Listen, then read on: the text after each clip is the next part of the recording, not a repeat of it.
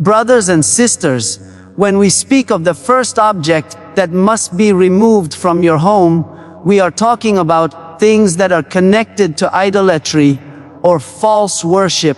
And though they may appear harmless, beautiful, or even culturally valuable in the realm of the spirit, they are open doors that invite darkness into your space, because anything that has ever been dedicated to another power other than the Almighty carries with it the residue of that dedication. Many people unknowingly bring such objects into their homes, thinking they are nothing more than art pieces or historical souvenirs.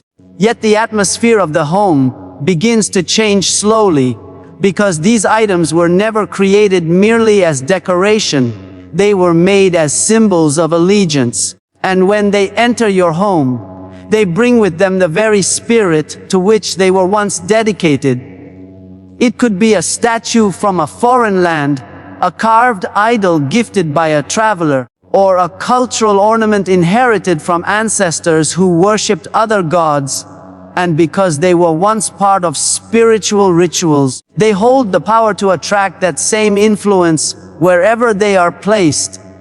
You see, light and darkness cannot coexist peacefully, and when you allow something that represents darkness to sit in a place meant for light, there will always be tension in the atmosphere, even if you cannot explain it logically. Some homes carry a sense of heaviness, not because of what is happening emotionally, but because the walls themselves have absorbed the presence of something that does not align with divine truth.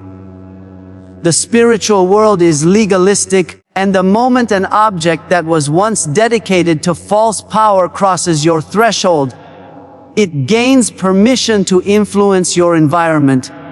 You might feel restless during prayer, or experience unexplained fear, or sense that your thoughts are easily distracted when you try to read or meditate on divine truth. And you wonder why, but it is because there is an altar hidden in plain sight. It may not be one you built with your hands, but it was built through what you allowed into your space. Many people think idolatry means bowing down before a statue, but idolatry is not only about posture. It is about presence and agreement. When an image or figure that represents another spirit is welcomed into your home, even silently, you have unknowingly agreed with that spirit. The object itself becomes a silent witness of that agreement, and though it cannot speak in human language, in the spirit it speaks loudly. It testifies that your space is open for its influence, and until it is removed, peace cannot fully reign. That is why the word teaches, do not bring a detestable thing into your house, or you will be set apart for destruction like it. The spiritual principle here is simple: what you host, you empower, and what you empower begins to shape your atmosphere. I have seen people struggle with sleepless nights, sudden arguments in the home, constant financial delay, and even recurring sicknesses that no doctor can explain. And when the root was traced, it was connected to objects that carried idolatrous energy. Sometimes it's something as small as a charm, a tribal mask, or an antique idol passed down through generations. Because it seems like family history, people hold on to it out of sentiment, but what they are really holding on to is a link to the very spirit that fought their ancestors. The enemy hides in familiarity. He disguises bondage as heritage, and the moment you cherish what should be cast away, you give him room to remain. This is why discernment is so crucial. You must walk through your home and ask yourself, what does this represent? Who made this and for what purpose? Where did this come from? If you do not know its spiritual origin, you must pray for clarity, because not every beautiful thing belongs in the presence of holiness. Some of the most dangerous objects are those that seem harmless, because their subtlety disarms your caution. But once you understand that your home is a spiritual environment not just a physical dwelling. You will no longer tolerate anything that competes with divine authority. When you remove such objects, you are not just cleaning your home, you are reclaiming spiritual territory. Every time you take down a false image, you are saying to the unseen world, this place belongs to the light. Every time you discard an idol, you are declaring that your allegiance is not divided. And the moment you do that, you will notice the shift. Peace returns, the air feels lighter, and your prayer feels alive again because the blockage has been removed. You will begin to experience an ease in communication with the divine, as if something that was choking your spiritual atmosphere has been lifted. Some may say, but it's just decoration, I don't worship it. Yet the spiritual world doesn't operate on what you say. It operates on what you allow. Permission in the spiritual realm is not always verbal. Sometimes it is physical presence that gives consent. So even if your words say, I don't believe in this idol, but your actions say, I'm willing to keep it, the spirit behind it has already claimed its right to stay. That's why faith requires alignment between heart and environment. You cannot serve light and house darkness at the same time. When you cleanse your surroundings, you purify the channel through which divine presence flows.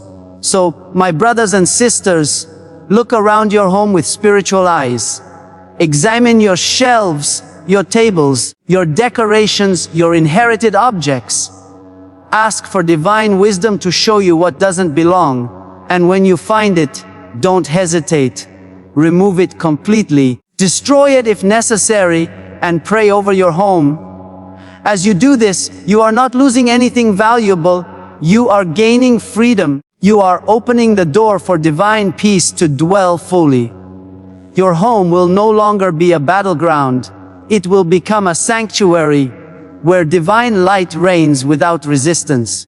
And when the light reigns, darkness must flee, because no idol, no false spirit, and no ancient dedication can stand in the presence of true divine authority. When we move deeper into understanding the second object that invites darkness into your home, we must speak about occult books, witchcraft tools, and objects connected to mystical or forbidden practices that many people unknowingly keep, because they appear educational, artistic, or even fascinating. Yet in the spiritual realm, they are direct portals that connect your home to powers of darkness.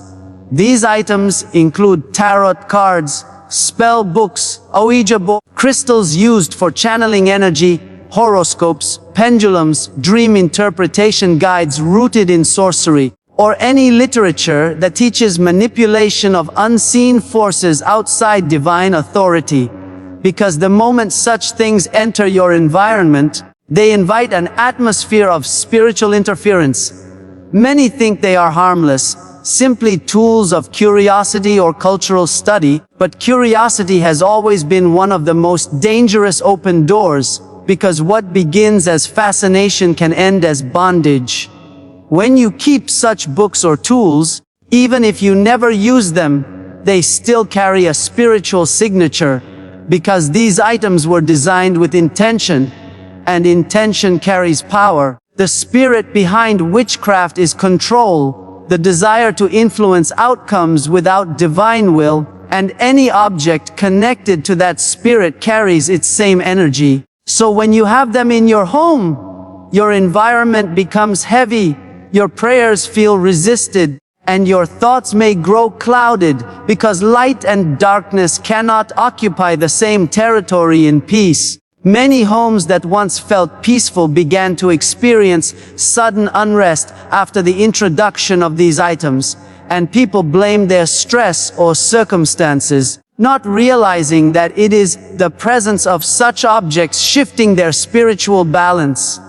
There are those who collect occult books out of intellectual interest, saying they just want to understand or study different spiritual traditions. But the problem is that exposure brings invitation. The mind may read, but the Spirit absorbs. Every written word inspired by darkness carries the same frequency as the one who wrote it, and once that energy enters your home, it lingers. The moment you allow such writings or objects to rest on your shelves, your home becomes a storage for spiritual toxins, and they begin to leak into your environment without your awareness. Some people experience strange noises, sleepless nights, recurring nightmares, or unexplained tension in their households, not understanding that they have given legal access to darkness through objects that seem harmless. And what makes it more dangerous is that the enemy knows how to disguise darkness as light. There are books that claim to teach you about energy, healing, manifestation, or spiritual awakening, yet they are filled with occult principles masked in words that sound pure. But true light never hides behind secrecy or rituals. It flows from truth and freedom, not manipulation and formulas. Anything that teaches you to access power without relationship to divine truth is a counterfeit path. The same goes for crystals and objects that people believe can channel good energy, attract money, or protect from harm, because these beliefs are rooted not in faith but in superstition and human control. The spirit of darkness does not care whether you call it magic or energy. As long as it removes your dependence from divine authority, it has accomplished its purpose. I have seen people who once walked in peace, but slowly drifted into confusion after entertaining these things.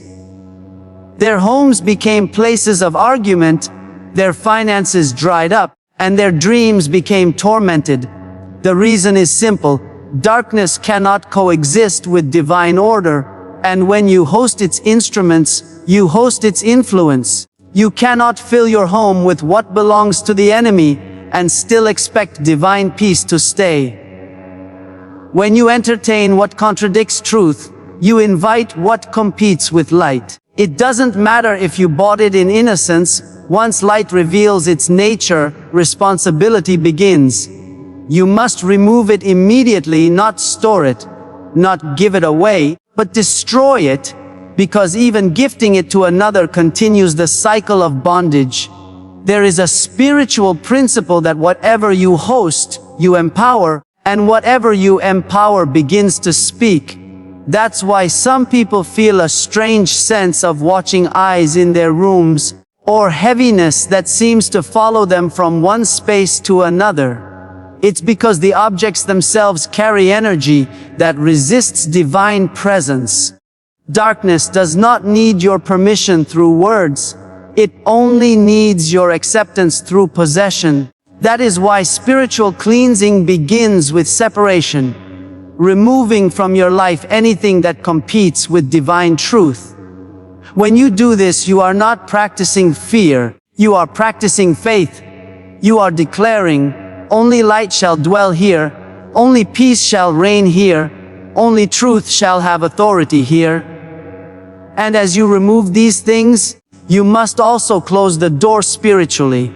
You do that through prayer, through declaring your home cleansed and rededicated to divine presence. Walk through your rooms and speak life where there was confusion, peace where there was fear, clarity where there was deception.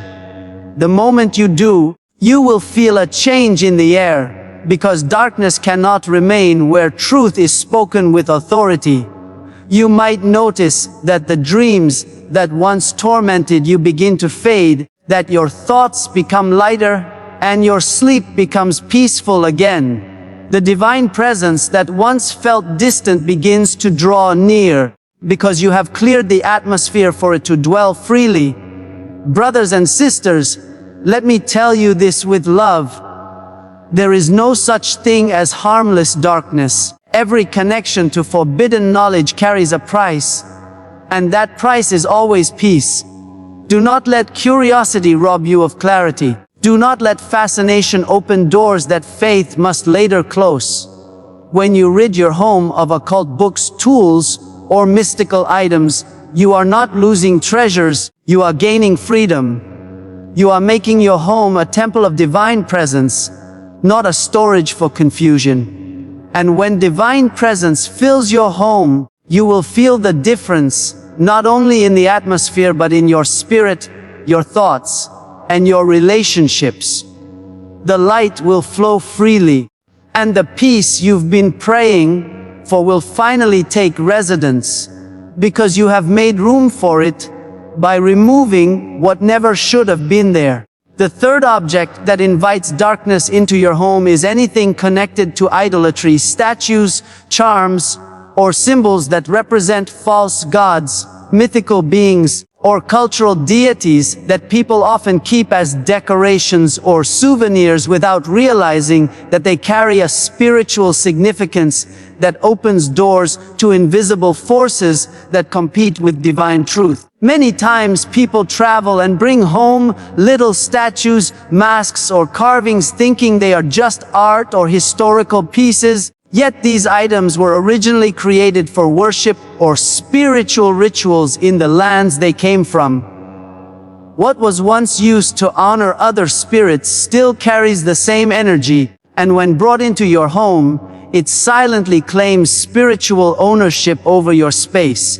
You may think it is just a figure or symbol, but in the unseen realm, it is a declaration that another authority is being acknowledged in your environment, and that acknowledgement invites darkness to dwell comfortably where only light should reign. Some people keep images of Buddha, dragons, Egyptian gods, Greek figures, or tribal totems because they seem elegant or exotic, but beauty can be deceptive when it hides bondage. Darkness rarely enters through something ugly. It prefers the disguise of culture, art, or fascination because these appeal to human emotion. When you place such an image in your home, you unknowingly give it honor, and honor is a form of worship. The moment you give any form of reverence to something that does not represent divine truth, you grant it a right to influence your atmosphere. That is why so many homes that are filled with idols or symbolic objects begin to experience a slow drain of peace, because divine presence will not share its glory with another. The divine cannot fully rest in a place where the image of another authority is exalted, even if done unconsciously. Idols have been around since the beginning of humanity's fall, and their purpose has always been the same: to redirect worship from truth to deception. They may come in the form of wood, stone, metal, or even art printed on canvas, but the spirit behind them is ancient and strategic. It does not need you to kneel before it. It only needs you to accept its presence. Once accepted, it begins to establish spiritual claim over your environment, whispering confusion into the atmosphere, making prayer heavy, and stealing your sense of spiritual clarity. There are homes that look beautiful, yet feel heavy the moment you step inside, and if you look carefully, somewhere on the shelf or in a corner there sits a symbol that does not belong to light. Even symbols that seem harmless can carry darkness. Some people wear jewelry with signs that have occult roots, such as the all-seeing eye, pentagrams, or other mystical emblems, believing they are fashion statements, yet they were designed to represent allegiance to spiritual systems that oppose divine truth. The enemy does not care how innocent you are, as long as you host his symbols. You give him a right to linger. That is why divine instruction always forbids the creation or possession of images or likenesses intended for spiritual significance outside divine authority. You cannot bless what was cursed in its origin and expect it to serve you well. When you bring such an object into your home, it does not adapt to your faith. It brings its own influence, its own energy, and its own spiritual claim. I have seen people who once lived peacefully start experiencing sudden fear, confusion, and loss of direction after decorating their homes with cultural artifacts gifted by others. They didn't know those items were connected to rituals or ceremonies of other faiths. Darkness doesn't need your understanding. It only needs your permission, and permission is granted through possession. Some objects come from lands that have long histories of ancestral worship or spirit invocation, and though you may not know their stories, the spirits attached to them do not forget where they came from. When you place them in your home, you extend an invitation that they eagerly accept. It is important to understand that removing idols is not about rejecting art or beauty. It is about restoring purity to your space. There is a difference between decoration and dedication. If an object was once dedicated to a false god, it cannot be repurposed for peace, no matter how beautiful it appears. You must discern what carries spiritual weight in your surroundings, because sometimes the battle you feel in your home is not emotional or physical. It is spiritual, triggered by what you have unknowingly allowed to stay. And once you decide to remove these things, do not just store them or sell them, for when you pass them to others, you pass the same darkness. You must destroy them completely. Break them, burn them, or discard them in a way that they cannot be restored. When you do this, you are not acting out of fear but out of wisdom and obedience. Darkness loses its authority where truth takes action. As you cleanse your home, pray over the rooms, speak light into the atmosphere, and declare your space dedicated only to divine presence, you will sense a shift immediately. Peace will begin to return, clarity will increase, and the heaviness that once rested in the air will lift. Brothers and sisters, understand this truth. What you host, you honor, and what you honor, you empower. If you honor divine truth, you empower peace. If you honor idols or symbols of other powers, you empower darkness. You cannot mix both and expect harmony. A pure home attracts divine presence, and divine presence brings everything you need: protection, blessing, joy, and rest. The moment you remove every idol and every false symbol, your home becomes a sanctuary once again. Light fills the walls, love fills the air, and you will begin to experience what true peace feels like, when nothing competes with divine authority in your home. The fourth object that invites darkness into your home is music, movies, and artwork that glorify violence, immorality, rebellion, or spiritual corruption. Because what you allow to play within your home becomes a spiritual atmosphere that either welcomes peace or invites torment, and many people underestimate how deeply the media they consume shapes the energy of their environment. Sound carries power, rhythm carries frequency, and imagery carries spirit. And when your home is filled with entertainment that celebrates darkness, the very air begins to vibrate with confusion and unrest. Some say it is only art or fun, yet everything created with intention carries the spirit of its source.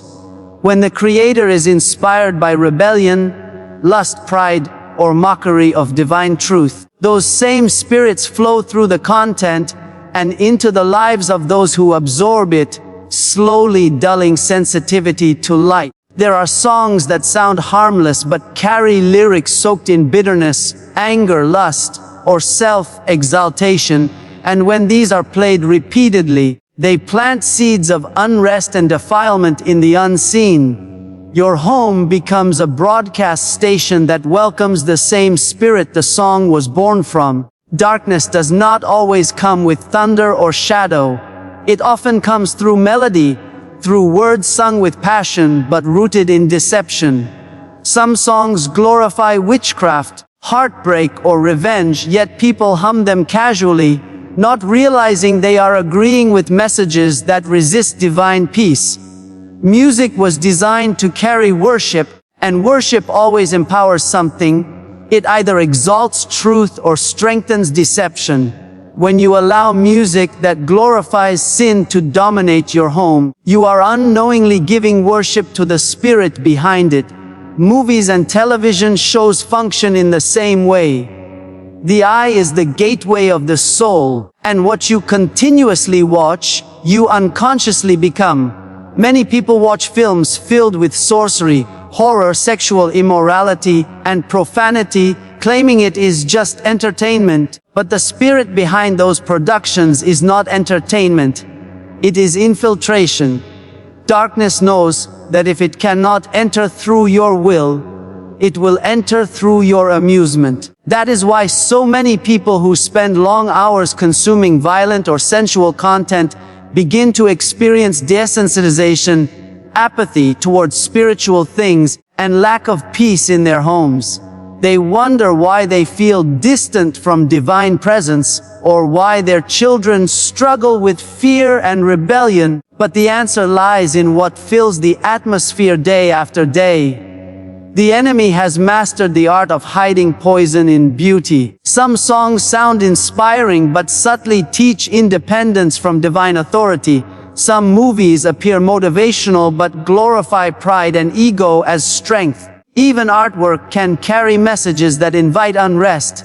Paintings filled with chaotic energy, dark figures, or symbols tied to rebellion release unseen vibrations that shift the mood of a room. The human spirit is sensitive even when unaware. It absorbs what surrounds it. That is why when you enter a place where violent or immoral music plays, you feel the atmosphere shift, because the spirit of the content has filled the space. In the same way, when you fill your home with uplifting, truthful, and pure sounds, peace naturally abides, because light attracts light. Many families struggle with tension and arguments without realizing that their entertainment has trained their minds toward conflict. Constant exposure to content that glorifies violence desensitizes the spirit to peace, and soon even small disagreements feel explosive. Others experience spiritual dryness because their ears and eyes are constantly feeding on what quenches divine hunger. The more you consume from the table of darkness, the less appetite you have for truth. And that is why guarding what enters your home through screens and speakers is one of the most powerful forms of spiritual protection. There are homes where certain rooms feel heavy or cold, and often that is where darkness has been entertained the most, perhaps through music, games, or media filled with lust or cruelty. You cannot cleanse a space while continuing to feed it darkness.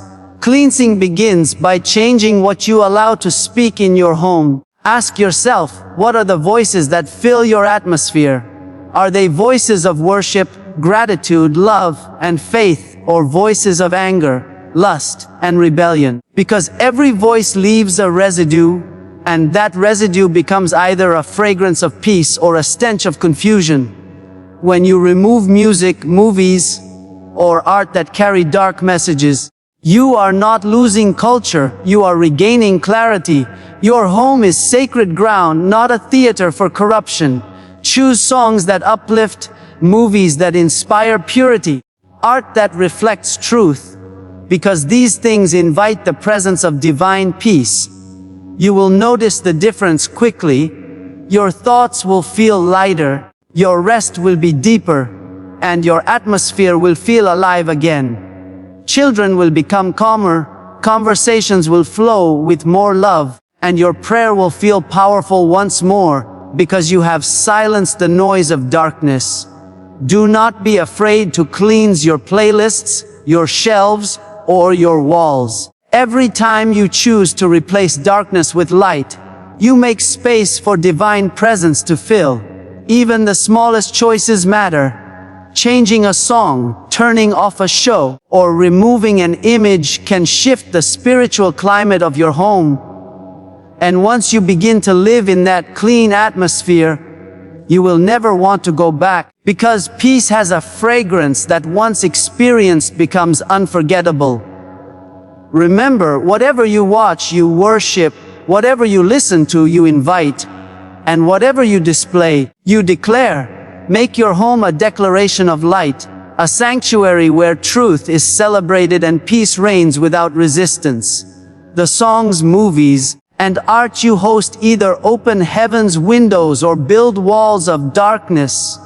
Choose what welcomes heaven. Fill your environment with words and sounds that lift your spirit, because your home should not echo the world's confusion. It should sing with divine harmony, radiate peace, and reflect the beauty of truth that drives darkness away without struggle.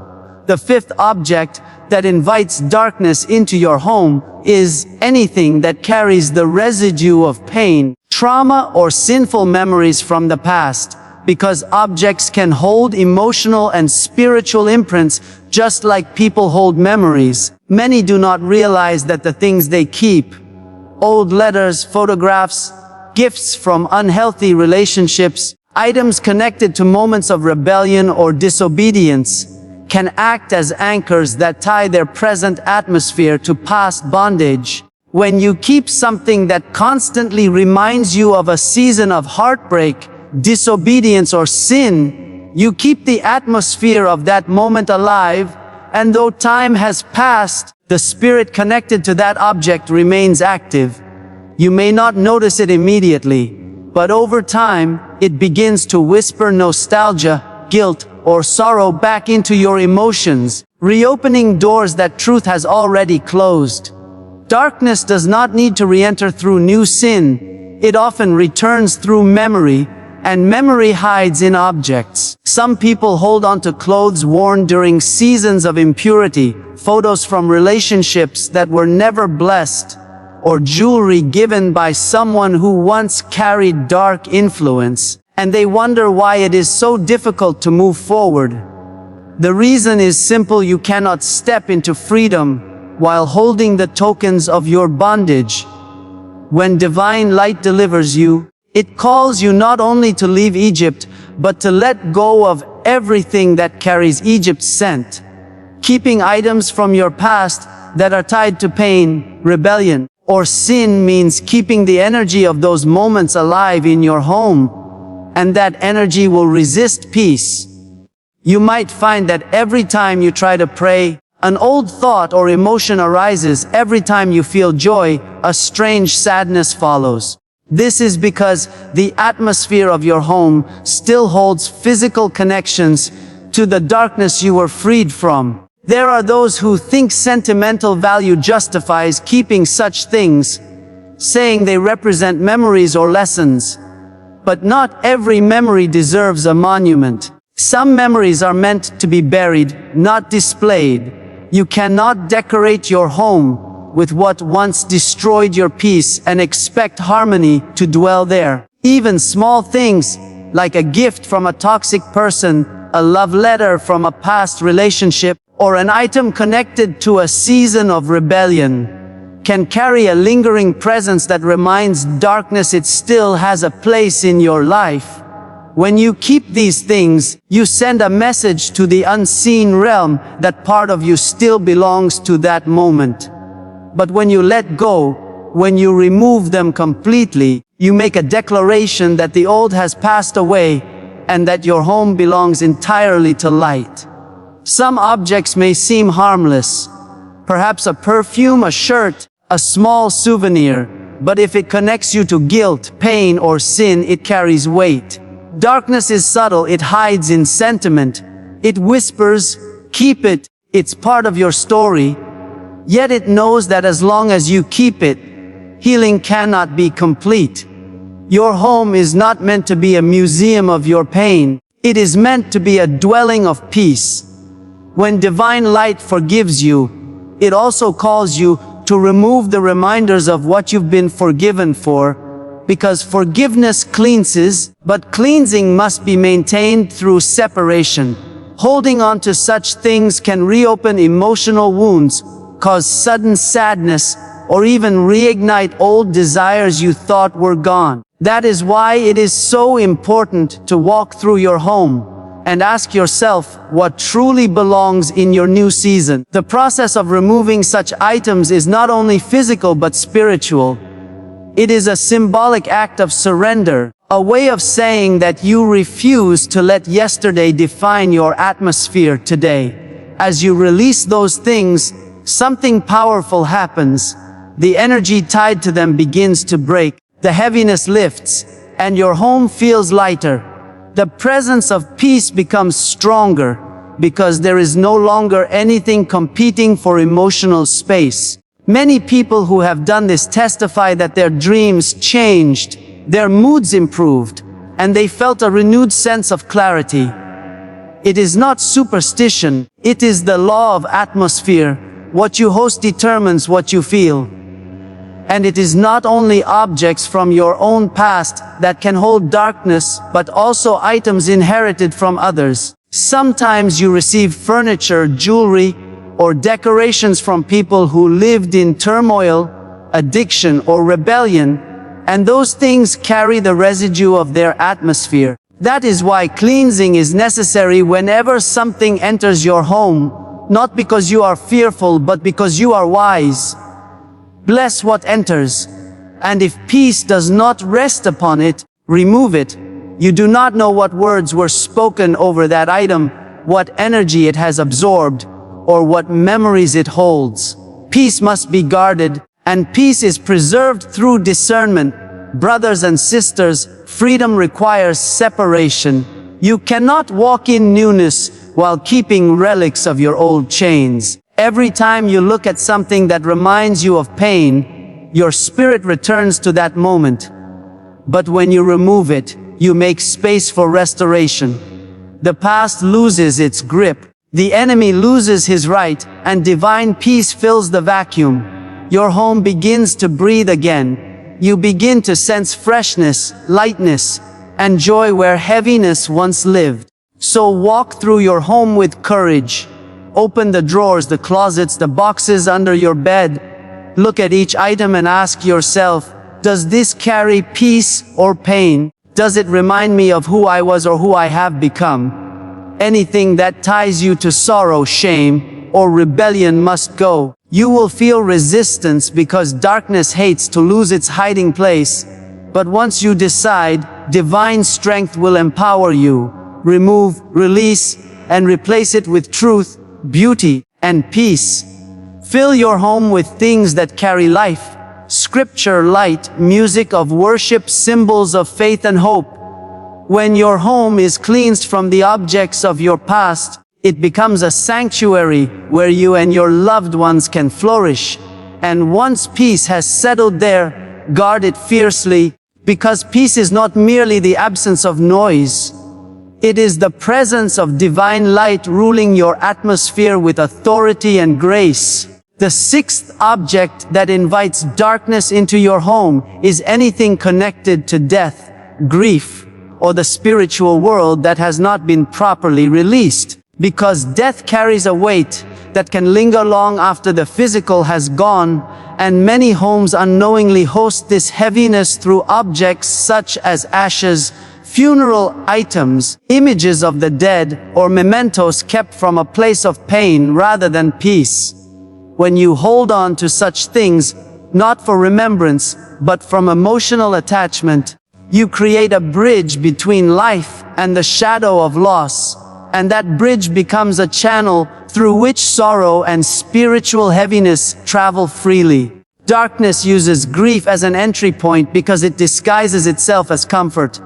It whispers, hold on to what you lost. Yet its true goal is to keep you tied to death rather than life, to keep your heart bound to the past rather than open to peace. There is nothing wrong with honoring the memory of those who have passed. But when remembrance turns into attachment, it becomes an open door for spiritual heaviness. Some people keep urns of ashes in their homes, believing it brings closeness. But the truth is that the human spirit does not dwell in ashes, and the energy of death should not be hosted where life is meant to flourish. Your home is designed to carry the vibration of joy, growth, and peace, not the weight of sorrow or spiritual residue. When ashes or objects tied to the grave are kept in living spaces, the atmosphere becomes confused. It cannot fully host life because death has been given residence. The air becomes heavy, dreams may grow dark, and an unexplainable sadness may hover in the background. This is not imagination, it is atmosphere responding to what is being hosted. Some homes keep photographs of loved ones who passed away, and that in itself is not wrong. But when those photos are placed in a way that feels like an altar, when candles are lit before them, or when one speaks to them or asks for their guidance, it crosses a line into spiritual danger. Communicating with the dead, even in affection, invites deception, because darkness mimics the familiar. It can manifest as comfort while planting confusion, making one feel as if the presence of the departed still lingers. But true peace comes from release, not retention. When you let go and dedicate your grief to divine healing, you invite light to take the place of sorrow. When you cling to death, you unknowingly keep the door open for torment disguised as comfort.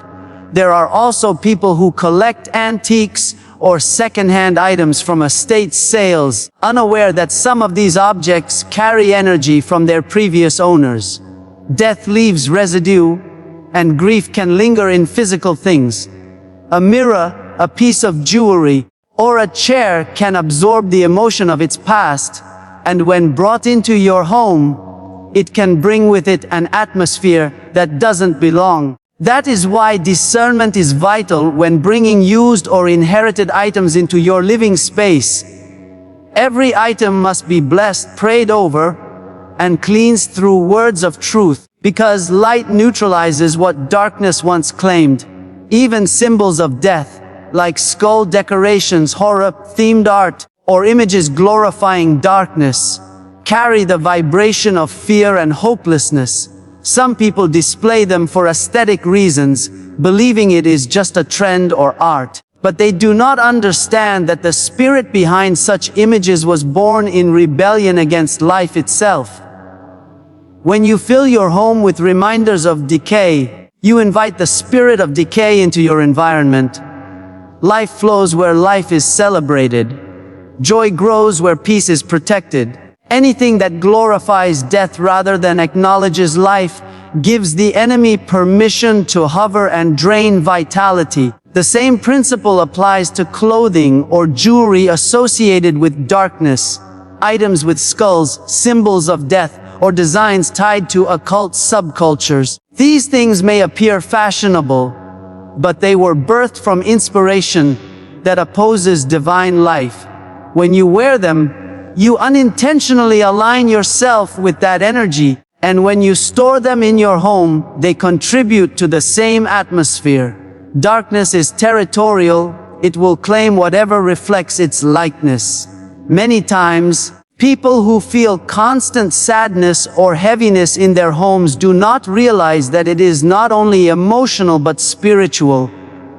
When objects connected to death, mourning, or fear fill the environment, the atmosphere becomes dull, and even hope feels distant. But once those things are removed, there is a noticeable shift. The air feels lighter, the rooms brighter, even the sound of silence becomes peaceful. This is because the spirit of death no longer has legal space to dwell. It takes courage to let go of these things because grief is a tender emotion. But true healing cannot dwell where death is honored more than life. You honor those who have passed not by keeping their ashes or relics, but by living fully, joyfully, and in peace. Releasing does not mean forgetting. It means allowing divine comfort to replace emotional bondage. When you let go of what ties you to death, you make room for the spirit of life to fill your home with warmth again. So walk through your home with wisdom and compassion. If you have kept ashes, photos, or objects from loved ones who have passed, ask yourself what emotion they carry. Do they bring peace, or do they reopen pain? If they bring heaviness, it is time to release them. Pray over your home, speak words of life, and dedicate every corner to peace. Replace images of sorrow with words of hope. Replace reminders of death with symbols of faith and life. You will find that joy begins to bloom again where grief once lived, and your home becomes light-filled, peaceful, and alive with divine presence. Because where death is honored, light cannot dwell fully, but where life is celebrated, darkness loses its claim. Peace is not built on holding on, it is born through letting go. The moment you release the things that carry the energy of death, you welcome the fullness of divine life, and your home becomes not a place of mourning, but a sanctuary of everlasting light and comfort.